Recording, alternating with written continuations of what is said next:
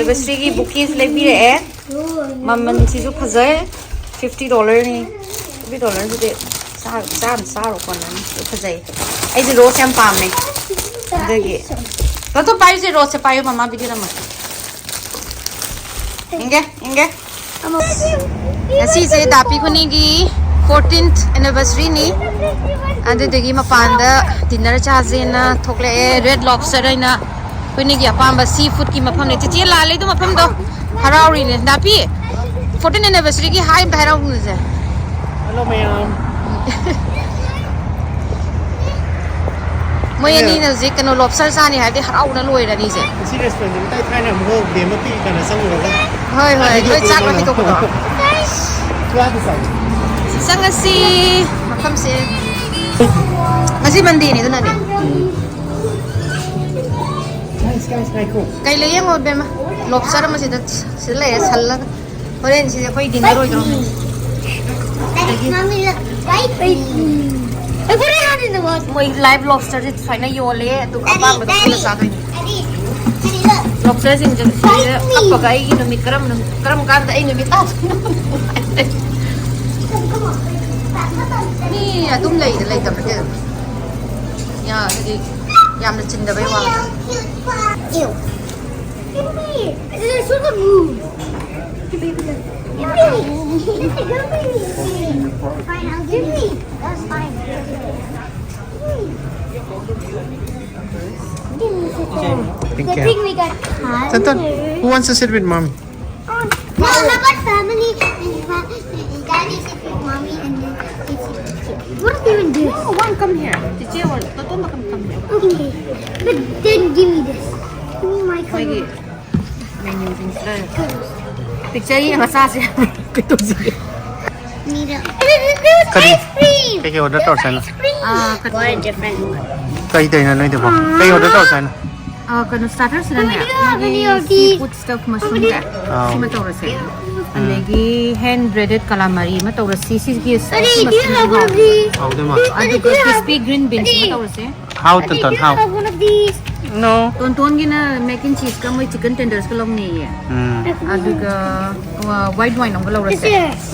Is there? adu main course din din sa kay tawdide Do you have this? Kano ultimate shrimp type kano dairy deal lam yaw. kano yawra ba Endless. lobster yawra ba Doodle. Lobster yang ori maming restaurant maming red lobster ka ora.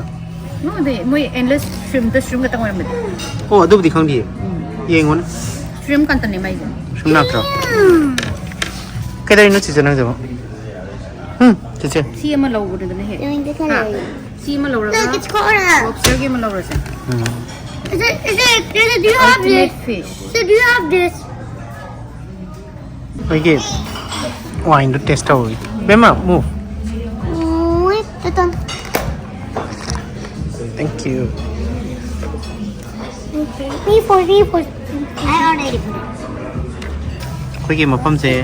Welcome to Red Lobster. moi fresh I want dessert. si yawra ka yum yawra mo mo Ha.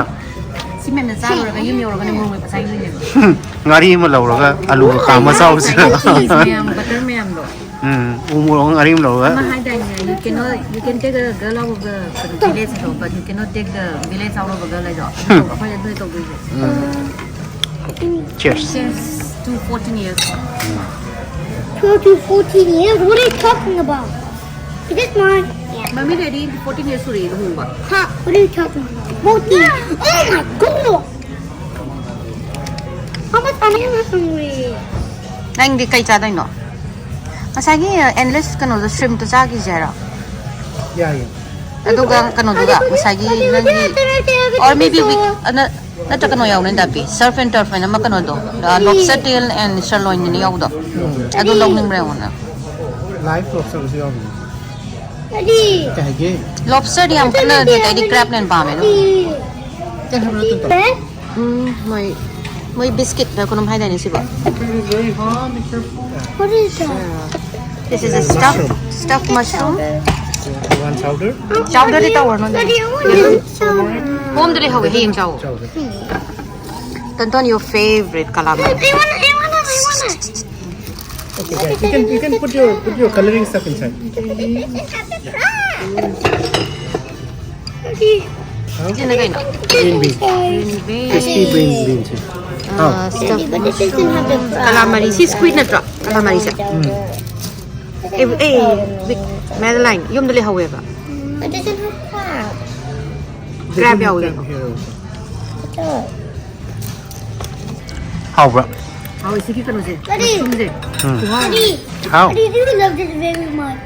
Yeah, I like it. Madeline started eating the calamari. I said, I love this. That's your favorite food. How, bro, Tantan? Oh, what? How? Sige, mushrooms eh. Stuff, seafood stuff, mushrooms and hawi. Ê, hai mẹ em kể hay đâu ạ? Anya, Cây trái nó tuần tuần. what?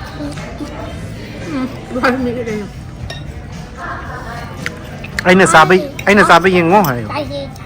Anh là sao bây giờ ngó hay?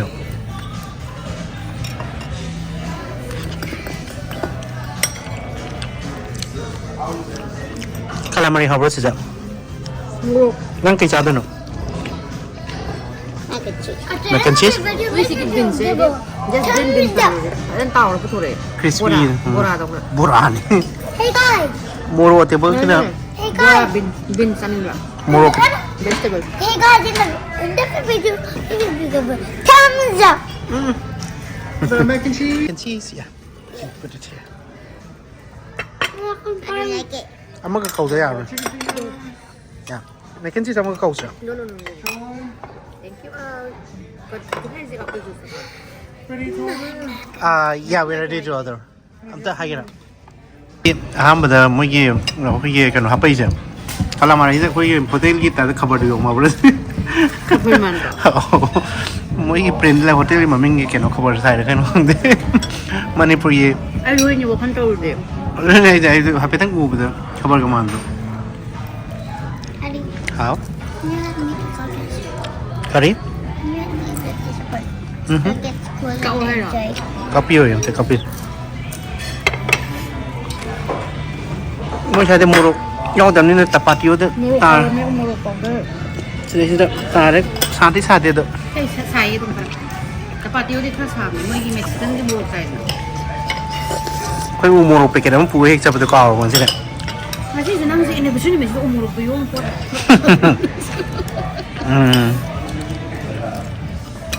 모로 아우도 네 아들 거기 가면 모로 아우도 내 짜야 돼. Kay wari rin yan. Nga sidi kan tong sige to na may giting ni ahang giting ni ko bibig ko. I forgot. Niyam hang. Honey, Pinigilap suri ni ro nem hay how old were you guys when you got Kire. married? Kire. How old were you guys when you got married? Manipur na hawa tunda. Ngami jadi how many years suge buhong wala. Honey, Daddy, how many years you got? When you got married. Tunda ba? Kay jar yan na. Kaya ito ko. Atong na. Kay jar yam taro. Na 요즘 맥앤치 sama lotion kare. Kan tau itu bu. Simting. Isa isra. Lotion ni. 이제 낭디 맥앤치 센자로 chicken 도 다 더. Ay, no chicken ni chicken I don't feel like chicken. Chicken ni gitu gitu. 好过了呗，好过了吧？我得偷饱了吧？啥意思没得？ How? Moro table tilo wi ni chi. Hey, nơi tôi không được bị tao rồi kan. Tao na te, nai di leko fodo. Bora nga tring sa isa isa na. Ado yung bora do na mo tumo yaw hang di sa ba may ang sangam dro. How di hawe phagi dong ni. Ay di yung na ko na bora chap do. Ay di ko sa ida na. Manipur de pulo sa ro khana. Kano ma tilo ko su ya chanam mata ko chi ya. Umur mata ko chi de sab sa da ni calamari. Calamari nga. Calamari si kan me ni se to la za ke chap kan nam ma sa. Ke no mo putora me. Kano si di butter da hay la po eh da pe. Si lobster do salmon yo we dan. Salmon na shrimp na. Sina lobster, shrimp, salmon, vegetable. Ado ana di butter ma hi da hay la po thore hai ba. How di hang ni adu nei nei sai de se umur ko chi de. Nang gina kano ni tacos, shrimp tacos. Khabar yo mo pi re da. Cover zo moi kano ni red lobster gina to. Of course mane ke wari ni. The deli cats ka hai ma ming je. Oh, phagi dong ni samai di khabar ni. Ang khabar da pa phak ta no. Kano ni ado di ramai na long na How ro chi How Stars. Karama. Kaya ano na yan. Seasoning se butter the lupa pire do mo rok se hap de. Mo American ni no ri se mo cheese ka butter ka thum ka pam se. Tena na mo yo obesity le. Broccoli jang sa. Sa o se no se lo da be salmon de nang ni. Sibudi ai hona ra asyo. Pagi lobster pam ti. Power. How lobster se ko ni mama ye je si pit u khatane. Em mình xin được cái gì lobster cái crab rồi sao hay ngầm này it's so good What do you even ăn mình đúng không I kill mới chắc sẽ cái nồi này wild rice này beans cái nó ăn nhau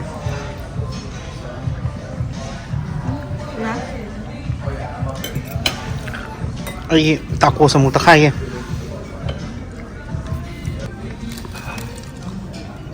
Nang ido how do report and the shrimp mem yo me do Eh, taco sa pao ni. ai di taco the fish ni how je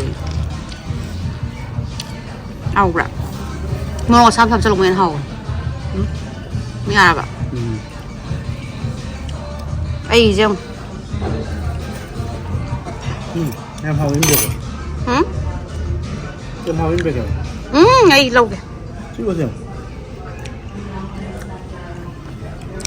ai hỏi rồi anh nó bán nó xí này lấy em thấy sao kì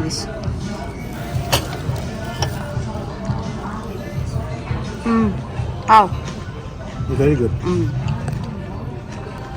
how bữa nào Hao em mới chân giải cái hậu đấy. Được.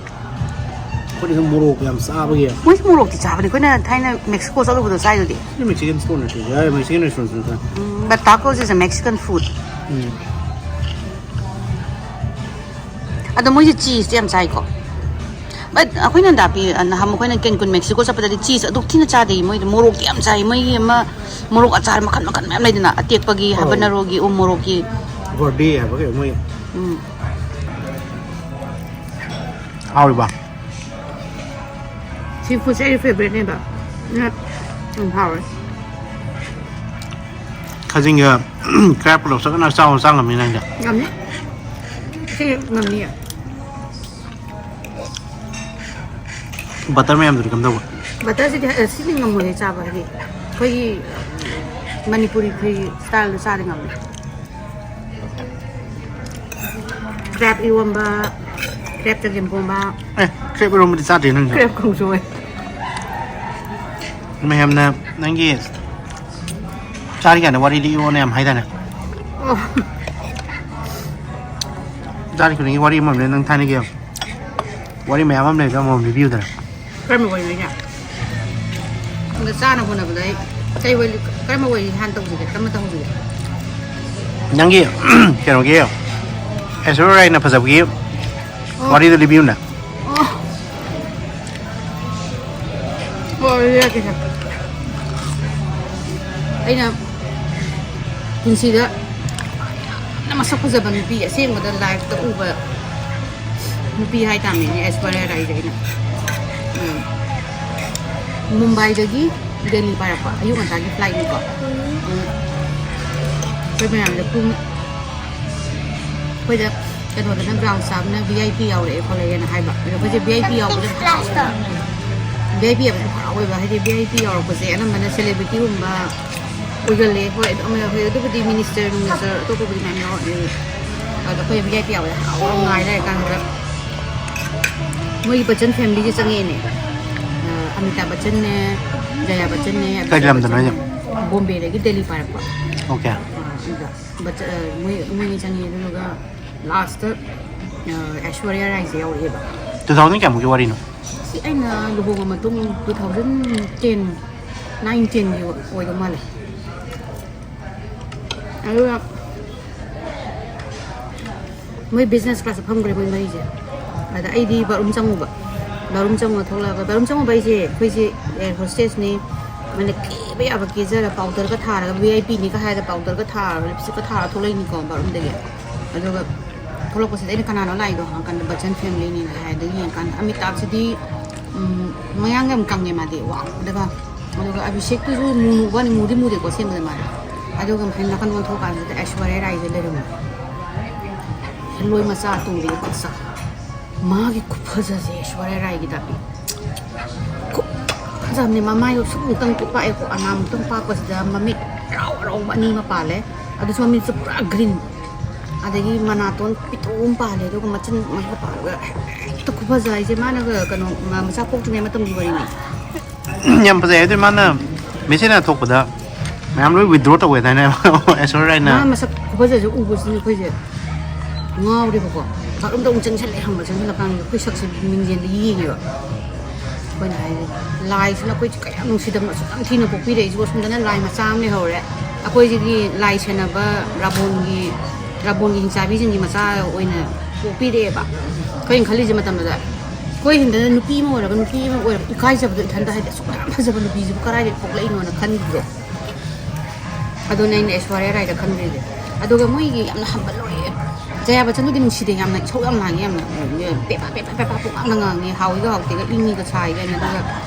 ꯑꯃꯤꯇꯥꯕꯗꯤ ꯑꯗꯨꯝ ꯇꯨꯝꯈ꯭ꯔꯦ ꯄꯥꯈꯠꯂꯛꯄꯗꯒꯤ ꯑꯩꯅ ꯈꯟꯕꯗ ꯖꯌꯥ ꯕꯆꯟꯗꯣ ꯃꯃꯥ ꯑꯣꯏꯕꯒꯤꯅ ꯈꯪꯗꯦ ꯏꯁꯧ ꯌꯥꯝ ꯂꯥꯡꯉꯦ ꯌꯥꯝ ꯃꯆꯥ ꯁꯦꯟꯅꯕꯗ ꯑꯦꯝ ꯄꯤꯁꯨ ꯑꯣꯏꯗꯅ ꯃꯥꯗꯨ ꯃꯇꯝꯗꯨꯗ ꯍꯧꯖꯤꯛꯁꯨ ꯑꯣꯏꯔꯤ ꯃꯥꯜꯂꯦ ꯃꯥꯗꯣ ꯄꯦꯄꯥ ꯌꯥꯝ ꯁꯦꯟꯅꯩꯌꯦꯕ ꯃꯆꯥ ꯑꯕꯤꯁꯦꯛ ꯕꯆꯟ ꯀꯩꯅꯣ ꯇꯧꯕꯒꯤ ꯁꯦꯟꯅꯕꯒꯤ ꯃꯥ ꯏꯁꯧ ꯂꯥꯡꯉꯦ ꯋꯥꯅꯤ ꯑꯗꯨꯗꯨꯒ ꯀꯨꯝꯊꯔꯝꯗꯥꯏꯗ ꯉꯁꯤ ꯐꯥꯎꯕ ꯑꯩꯅ ꯄꯥꯏꯔꯛꯄꯗ ꯑꯩꯅ ꯁꯦꯂꯦꯕ꯭ꯔꯤꯇꯤꯁ ꯃꯌꯥꯝ ꯄꯥꯏꯃꯤꯟꯅꯕ ꯈꯣꯠꯄ ꯃꯌꯥꯝ ꯇꯧꯔꯛꯄꯁꯤꯗ ꯃꯣꯏꯅ ꯁꯨꯞꯄꯝꯕ ꯏꯅꯥꯛ ꯈꯨꯟꯕꯗꯒꯤ ꯃꯣꯏ ꯃꯌꯥꯝꯁꯤꯡꯁꯦ ꯂꯣꯏꯅꯃꯛ ꯄꯥꯏꯔꯛꯄꯁꯤꯗ ꯃꯣꯏꯅ ꯁꯨꯞꯄꯝꯕ ꯐꯩꯖꯨꯞꯁꯦ ꯀꯅꯥꯝꯐꯥꯎ ꯊꯨꯞꯄ ꯊꯝꯃꯝꯗꯦꯕ ꯑꯃꯤꯇꯥꯕ ꯕꯆꯟ ꯑꯃꯤꯇꯥꯕ ꯕꯆꯟꯒꯤ ꯑꯃꯤꯇꯥꯕꯁꯤꯅꯅꯦ ꯃꯣꯏ ꯐꯦꯃꯤꯂꯤꯁꯤꯅꯅꯦ ꯃꯥꯅꯅꯦ ꯂꯣꯏꯅꯅꯦ ꯕ꯭ꯂꯦꯡꯀꯦꯠꯇꯣ ꯊꯨꯞꯄꯣꯅ ꯍꯥꯏꯔꯒꯅꯦ ꯃꯥꯒꯤ ꯊꯨꯞꯄꯝꯃꯦ ꯃꯌꯥꯝ ꯊꯨꯞꯄ ꯊꯝꯃꯝꯕꯅꯤ ꯍꯥꯏꯗꯤ ꯃꯌꯥꯝ ꯗꯥꯎꯟ ꯇꯨ ꯑꯔꯊ ꯑꯣꯏꯌꯦꯕ ꯑꯃꯤꯇꯥꯕꯁꯨ ꯑꯗꯨꯒ ꯃꯥꯏ ꯅꯨꯄꯤꯗꯨꯗꯤ ꯄꯨꯔꯥ ꯍꯤꯡꯆꯥꯕꯤ ꯌꯥꯝ ꯂꯦꯝꯃꯝꯗꯣꯏ ꯃꯥꯜꯂꯦ ꯑꯋꯥ ꯃꯇꯝꯗ ꯌꯥꯝ ꯂꯦꯝꯃꯦ ꯑꯕꯤꯁꯦꯛꯁꯦ ꯌꯥꯝ ꯀ꯭ꯌꯨꯠ ꯑꯣꯏꯌꯦ ꯑꯁꯦꯡꯕ ꯌꯦꯡꯕꯗꯗꯤ ꯃꯌꯥꯡ ꯃꯥꯟꯕꯩ ꯋꯥꯅꯦꯕ ꯅꯣꯏꯅ ꯁꯤꯃꯥꯗ ꯌꯦꯡꯕꯗ ꯍꯥꯏꯗꯤ ꯅꯨꯄꯤ ꯃꯆꯥ ꯁꯤꯡꯃꯒ ꯃꯥꯟꯕꯗꯣ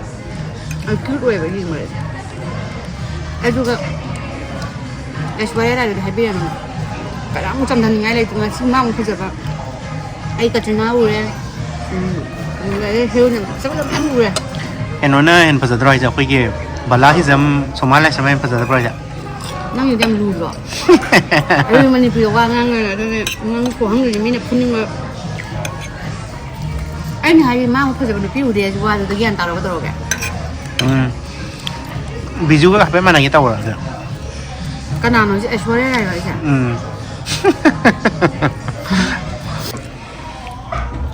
ꯀꯩꯅꯣ ꯕꯇꯔꯗꯨ ꯌꯥꯗ꯭ꯔꯕ ꯅꯪ ꯇꯄꯥꯇꯤꯌꯣꯗꯣ ꯐꯅꯌꯥꯝꯗꯤ ꯌꯥꯝꯃꯦ ꯅꯪ ꯍꯩꯗꯣ ꯅꯠꯇꯦ ꯌꯦꯡꯉꯨ ꯕꯇꯔ ꯃꯍꯤꯁꯦ ꯌꯦꯡꯉꯨ ꯕꯇꯔ ꯃꯍꯤꯁꯦ ꯀꯩꯅꯣ ꯇꯧꯔꯦ ꯁꯨꯝ ꯆꯥꯔꯒ ꯁꯨꯝ ꯀꯩꯅꯣ ꯇꯧꯔꯛꯑꯦ ꯉꯥꯔꯤ ꯁꯨꯝ ꯎꯔꯛꯑꯦ ꯃꯤꯠꯇ ꯀꯩꯝ ꯈꯜꯂꯨ ꯍꯣꯔꯦꯟ ꯌꯨꯝ ꯌꯧꯔꯒ ꯉꯥꯔꯤ ꯑꯂꯨꯒ ꯃꯦꯠꯂꯒ ꯅꯪꯁꯤꯗ ꯐꯔꯛ ꯇꯥꯗꯣ ꯗꯤꯅꯔ ꯆꯠꯄꯅꯦꯅ ꯆꯠꯂ ꯍꯜꯂꯛꯑꯒ ꯑꯃꯨꯛ ꯆꯥꯛ ꯊꯣꯡꯉꯨ ꯍꯥꯏꯔꯗꯤ ꯑꯩꯉꯣꯟꯗ ꯅꯍꯥꯟ ꯖꯦꯟ ꯕꯥꯔꯕꯤꯀ꯭ꯌꯨ ꯆꯥꯔꯨꯕꯗꯣ ꯑꯁꯨꯃꯥꯏꯅ ꯇꯧꯗꯦ ꯍꯥꯏꯕꯅꯦ ꯅꯪ ꯆꯥꯛ ꯉꯁꯥꯏꯗꯩ ꯍꯥꯏꯅ ꯊꯝꯃꯤꯁꯦ ꯕꯇꯔ ꯃꯌꯥꯝꯁꯦ ꯅꯪ ꯁꯤ ꯁ꯭ꯔꯤꯝꯁꯦ ꯇ꯭ꯔꯥꯏ ꯇꯧꯗꯅ ꯂꯣꯕꯁꯇꯔꯁꯤꯗꯤ ꯌꯥꯝ ꯍꯥꯎꯔꯦꯕ ꯂꯣꯏ ꯍꯥꯎꯋꯦꯕ ꯃꯥꯒꯤ ꯁꯤꯒꯤ ꯕꯇꯔ ꯃꯌꯥꯝꯁꯦ ꯑꯩ ꯆꯥꯕ ꯉꯝꯗ꯭ꯔꯕ ꯆꯥꯁꯤꯜꯂꯨ ꯅꯌꯥꯡ ꯌꯥꯝ ꯀꯪꯉꯦ ꯅꯪꯒꯤ ꯆꯍꯤ 14 ꯁꯨꯔꯕꯅꯤꯅ ꯍꯥꯏ ꯉꯥꯡ ꯌꯥꯔꯦ ꯁꯤꯅꯦꯕ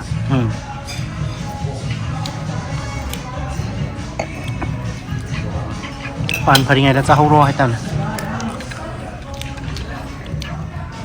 ꯑꯣꯔꯗꯔ ꯇꯧꯕ ꯌꯥꯗ꯭ꯔꯣ ꯅꯪꯁꯦ ꯀꯩꯅꯣ ꯑꯩꯈꯣꯏꯁꯦ ꯃꯦꯟ ꯀꯣꯔꯁꯇꯣ ꯑꯩꯈꯣꯏꯅ ꯆꯥꯏꯁꯦ ꯃꯦꯟ ꯀꯣꯔꯁ ꯍꯥꯏꯁꯦ ꯅꯪꯁꯦ ꯍꯥꯏꯗꯤ ꯁ꯭ꯇꯥꯔꯇꯔꯕꯣ ꯁꯤꯔꯅꯤ ꯏꯕꯨꯡꯉꯣ ꯆꯥꯛ ꯌꯥꯎꯗꯦ ꯀꯩꯅꯣ ꯑꯩ ꯆꯥꯛ ꯌꯥꯎꯗꯣꯏꯅꯦ ꯆꯥꯛ ꯌꯥꯎꯔꯕ ꯅꯪꯒꯤ ꯑꯣꯀꯦ ꯅꯪꯒꯤ ꯑꯣꯏꯗ꯭ꯔꯤꯕ ꯆꯥꯛ ꯌꯥꯎꯗ꯭ꯔꯕꯅꯤꯅ ꯃꯦꯟ ꯀꯣꯔꯁ ꯋꯥꯠꯂꯦ ꯍꯥꯏꯗꯅ ꯅꯣꯏ ꯆꯥꯛꯈꯥꯎ ꯑꯅꯤ ꯑꯩꯈꯣꯏꯒꯤ ꯁꯨꯏꯗꯣ ꯀꯩꯅꯣ ꯇꯧꯕꯗꯣ ꯂꯨꯍꯣꯡꯕꯒꯤ ꯁ꯭ꯋꯦꯁꯇꯤꯒꯤ ꯀꯩꯅꯣ ꯄ꯭ꯂꯥꯎ ꯇꯞꯇꯥꯏ ꯆꯥ ꯂꯥꯛꯑꯁꯨ ꯀꯩꯅꯣ ꯇꯧꯗꯅ ꯌꯨꯝ ꯍꯜꯂꯒ ꯆꯥꯛ ꯊꯣꯡꯉ ꯆꯥꯅꯕꯗꯣ ꯇꯦꯝ ꯆꯥꯒꯤ ꯆꯥꯛꯈꯥꯎ ꯑꯅꯤ ꯁꯨꯏꯅ ꯍꯥꯏꯅꯕꯗꯣ ꯃꯌꯥꯝꯅ ꯏꯆꯦ ꯅꯨꯄꯥꯅ ꯍꯥꯏꯗꯨꯗꯤ ꯕ꯭ꯔꯥꯏꯠꯅ You Maitai people have to stomach na one for appetizer and one for main course. appetizer dai ka dai ta na tap tai na cha sa la ga mo cha pu phang mo isan ma da Ha kai da dessert ta sai ra ta le dessert ti dan da Pasale sigi alu ga no se sa ba ngamdre moi sigi plate ga ai plate si ting ting to 빠이드. 아니, 브로콜리 야우리는 싸기니 브로콜리들. 나는 이거 로셜레네도. 한번 내리. 아마지 이제기 간호 각도 다 싸드네. 각도로 싸. 뭐 타코스 데 회타는 게 로티 쿠퍼 सब्जी में थोड़ो 아두네. tortillada 아두네. 하오에 shrimp ne pequeño obvioเลย 고비 우데. 하오에 에 로셜레 폭 탈래. ngasi 할라지 유명로가 싹 통화 할 거는 거. 싹가면은 아니 오늘 좀다 ngari kanoga tak togena khoi ba ge thaina gi mi saina so sauna halaga alu piece tawraga omelette amga chaje do har kanu ba Oh, I thought that was the check. Oh no. I'm like, that is weird. Okay. Oh, is there? You can go from here? Yeah, it's fine. I'll go. Thank you so much. Thank you. sang sheri pare Sasang. 아마지나 사우라랑가 그노 떠웨 초콜릿 하비나 시데 물럭 토이네 너도 그냥 너 사우랑이도 뭐 아, 사우랑이도 그냥 너 오늘 Chocolate pan. 예모 초콜릿 하비나 초콜릿 물럭 럭 토이님 때문 Kalian chocolate pan ba? 돈돈이 초콜릿은 너무 답 한번 상하면 뭐기 답 저거도 뭐기 세세스 먹고 나가 ting직건 또리 사오이냐고 아이스크림 답 한번 상하면 말이야